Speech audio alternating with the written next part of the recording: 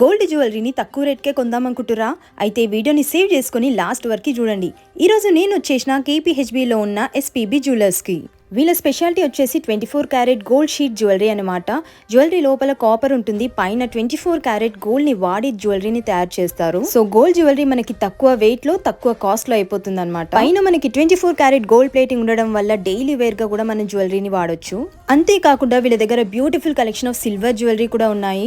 And ప్రస్తుతం వీళ్ళు అద్భుతమైన ఆఫర్స్ కూడా ఇస్తున్నారు కస్టమర్స్ కి.